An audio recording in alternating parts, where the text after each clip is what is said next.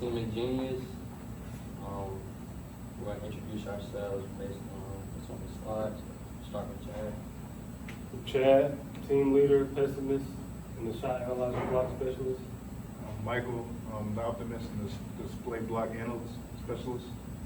I am Shannon, the reporter, as well as the wireless communication block specialist. My name is Jordan McCain. I'm the spokesperson and timer block specialist, and Antonio Rivers is the analyst, system controller, block specialist. So the motivation of this project is to create, design a basketball analysis system. We want to use relevant coursework from electrical and computer engineering courses to be able to solve the problems that we face as we're designing these behavioral subsystems and interfaces. We hope to do this by using our complementary skills to work together as an effective team and use the strengths of each individual to contribute to the overall goal of the project.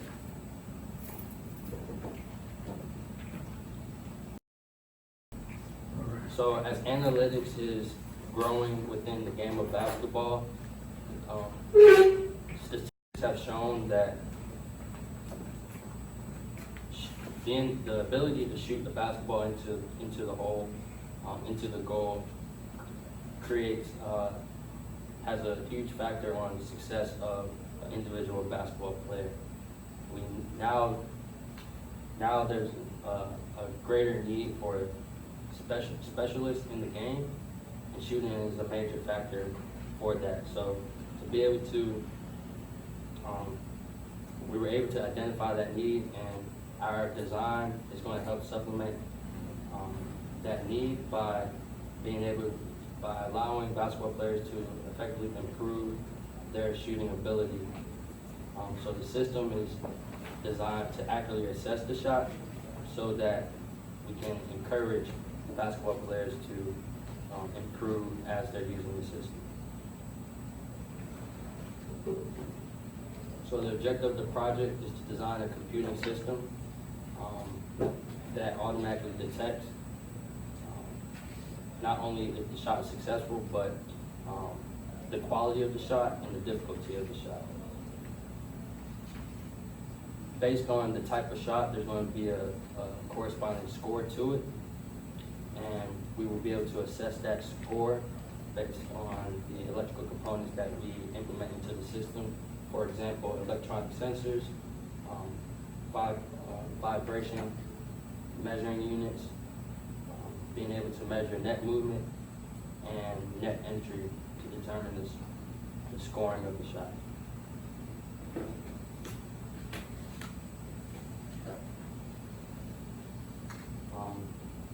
So we identified that our design should be informative to the users, it should be reliable, it should be intelligent, it should be user-friendly. These four requirements that we identified are called the marketing requirements, and we were able to take those requirements and correspond technical requirements called engineering requirements, and we have top 3 engineering requirements listed in this presentation. They are: the system will begin a shot tracking session whenever the ball strikes any part of the basket. That can be evidence of the system being reliable. Our second engineering requirement is that all the system components should be integrated within the assembly, and that the basketball will not damage any of the other components, so that not only is that reliable, but the integration of the system also makes it intelligent, how the components work together, communicate with each other. And third engineering requirement is that the system will use Bluetooth to transfer session summary back to that communication piece. It will be communicating information of the most recent session to a connected device. For instance, you have an input of time info. However, the display will also, the output will also be time info, but as the time info goes through the assemblies, it's going to be a different output. So although it's the same category, that process of communication will will not only be reliable and intelligent, but also be real-time and accurate information that will inform the users. And All right, so you're saying y'all gonna try to get the Bluetooth operational before the end of the semester? Cause my idea for, you know, you listen, the three most important is the three most important that you're gonna end up testing for in your, final demo. So, if you don't see that as, for, you know, as reachable by the end of the semester, so that's more like an added feature at this point. It's probably better to choose another one besides that one, but the other two, I think are feasible. All right. okay. Thank you. And Antonio's going to present on the design block diagram. All right, so right here we have our level 0 of our AVA system. So right here you see our inputs and outputs. So we have the environment factors, backboard vibration, loop vibration, the entry, the net movement, and set controls, all those inputs. And out of that, for the outputs, we have the wireless data, shot score, session score, time display, and sound effects for our level 0. For our level 1, we have 6 subcomponents. We have the shot analyzer, the system controller, the timer unit, session tracking, display system, and communication processing. So one of our outputs, if I go back to level 0, we have shot score. Okay, so shot score, now level 1. Now level 1 is coming out of our shot analyzer, which is one of our subcomponents in our level 1. Our outputs coming out, which is coming out from our display system component, is time display, shot score, and session score. Okay. So this block diagram is of the shot display for the display system. So going in, we have our shot score, total score, timer info, going through the different components right here in the display system. And we also output the shot score, the total score, and the times displayed.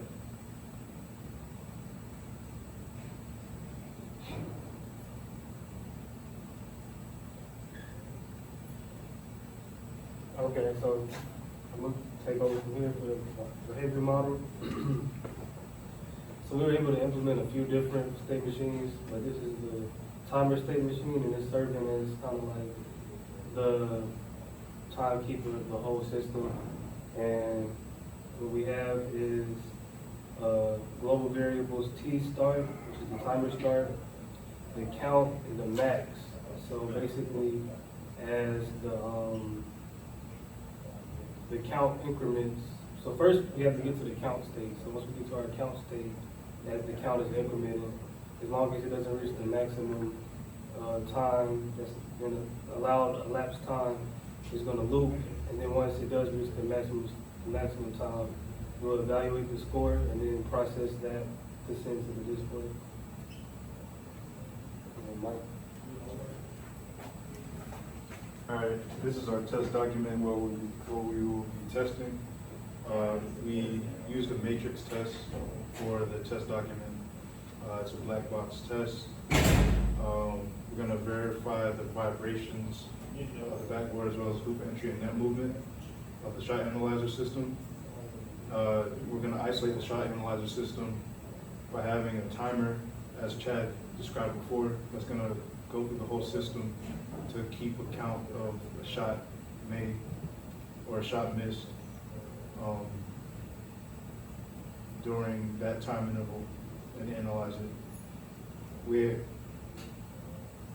have identified five shots: a nothing but net shot, a bank shot, a rim in, a rim out, and an air ball. For the nothing but net shot. We have the hoop entry, that expected output to be 1, and the net movement to be 1, and the backboard vibration and the hoop vibration to be minimal or 0. For the bank shot, we expect max values for the backboard vibration and the hoop vibration, or close to max. And we have hoop entry and net movement equaling 1. And those are the two cases that we wanted to test. All right, for the bank shaft.